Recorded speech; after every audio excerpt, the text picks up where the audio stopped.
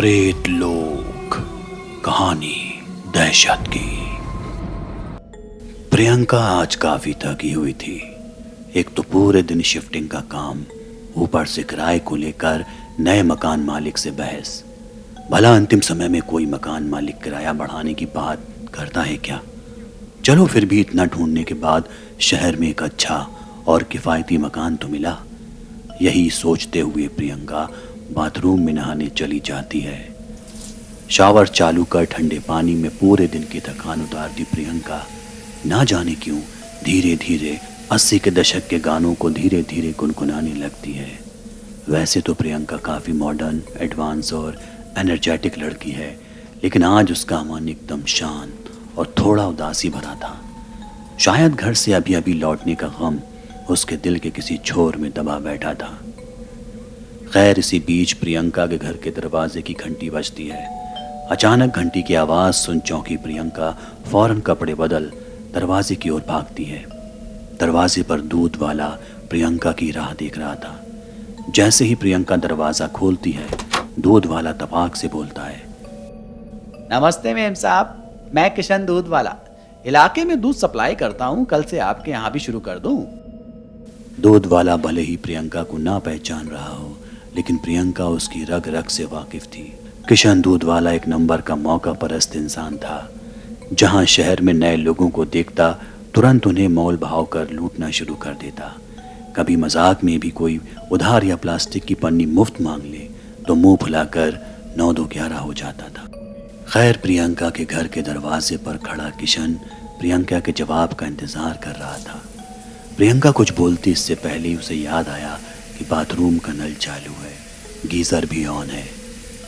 हे भगवान, एक तो वैसे भी इलाके में पानी की किल्लत, ऊपर से मेरी यह हरकत। ये सोचते हुए प्रियंका फौरन बाथरूम की तरफ रवाना होती है।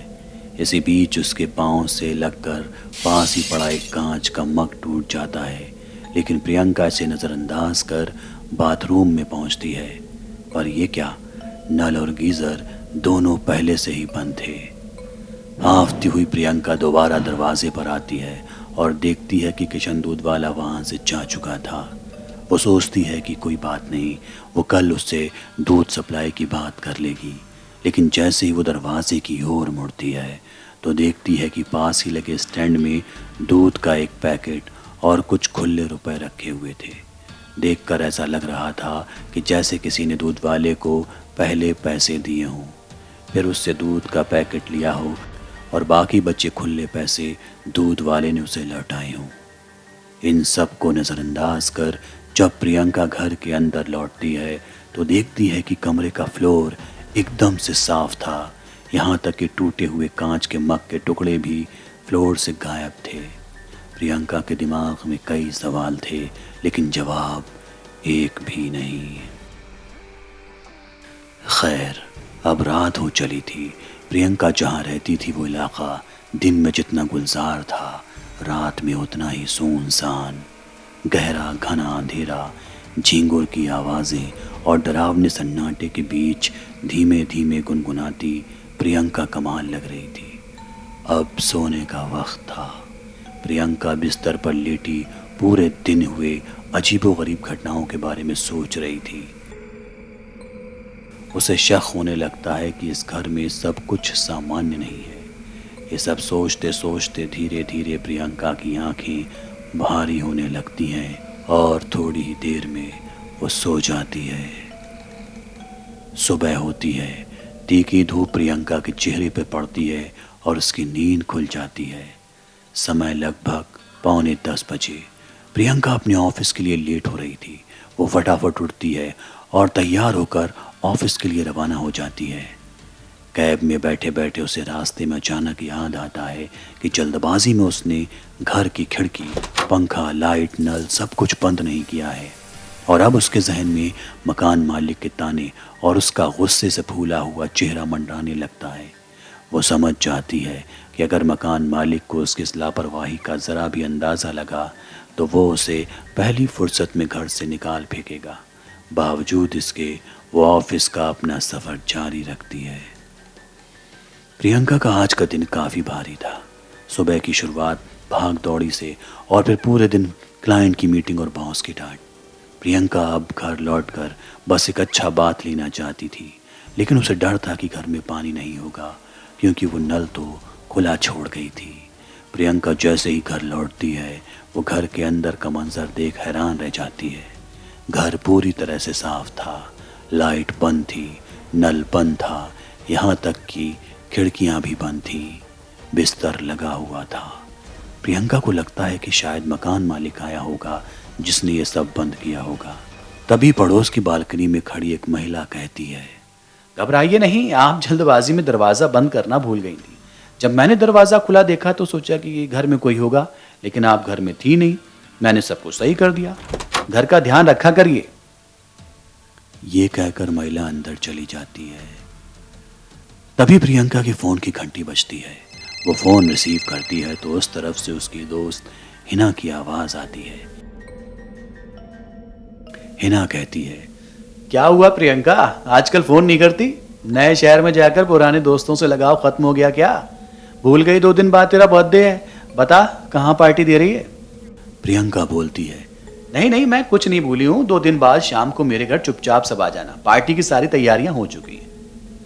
प्रियंका और उसके दोस्त के बीच बातचीत के दौरान अचानक बाहर का मौसम खराब हो जाता है। तेज बिजली कड़कड़ाने के साथ बारिश होने लगती है। प्रियंका हिना को बोलती है कि चल मैं थोड़ी देर में बात करती हूँ, अभी घर के सारे खिड़की दरवाजे बंद करने दे, वरना पानी अंदर घुस आएगा। ये भूलकर वो फ़ोन काट देती है। प्रियंका एक एक कर घर के सारे दरवाजे और खिड़की बंद कर देती है, लेकिन ऊपर छत का दरवाज़ा बंद नहीं हो रहा था। वो काफ़ी कोशिश करती है, लेकिन अभी भी वो दरवाज़ा हिलने को तैयार न था। तभी अचानक पड़ोस की छत से वही महिला प्रियंका के पास आती है और कहती है कि दरवाज़ा बहुत पुराना है, ऐसे बंद नहीं होगा। ये बोलते हुए वो उसे दरवाज़ा बंद करके दिखाती है। प्रियंका महिला की मदद पाकर बहुत खुश होती है। वो पूछती है, आपको कैसे पता कि इसे कैसे बंद करना है? इस पर वो महिला कहती है, मैं यहाँ पड़ोस में ही लंबे समय से रह रही हूँ। इस घर के बारे में मुझे सब कुछ पता है। मैं पहले इसमें रहा करती थी। प्रियंका महिला से बात कर बहुत खुश होती है और वो उसे अपने बर्थडे पार्टी में इनवाइट करती है, जिस पर महिला भी खुशी से हामी भर देती है, लेकिन कहती है कि दिन में मुझे काफ़ी काम होता है। अगर पार्टी रात में हुई तो वो ज़रूर आएगी। प्रियंका उससे कहती है कि पार्टी रात में है क्योंकि हम भी दिन में काम करते हैं। 2 दिन बाद बर्थडे आता है। प्रियंका के सारे दोस्त यार घर पर इकट्ठा होते हैं, लेकिन प्रियंका की नज़रें अभी भी किसी और की राह तक रही होती हैं। दोस्त उससे पूछते हैं कि क्या हुआ, प्रियंका किसी ख़ास के इंतज़ार में हो? तो वो बताती है कि मैंने हाल ही में एक नई दोस्त बनाई है। मैं तुम सभी को उससे मिलाने के लिए बेताब हूँ। बस प्रियंका का इतना बोलना ही होता है कि महिला घर में दाखिल होती है। पार्टी के लिए पहले इतना लेट हो गया था कि प्रियंका बिना वक्त गवाए पार्टी शुरू करती है। लाउड म्यूज़िक, डांस, खाना पीना, ढेरों सेल्फी, सब खूब एंजॉय करते हैं। अब धीरे धीरे सारे यार दोस्त घर लौट रहे होते हैं। अब बस हिना और उसकी बहन ही प्रियंका के घर में होती है, लेकिन प्रियंका देखती है कि वो महिला बिना कुछ बताए वहाँ से चली गई।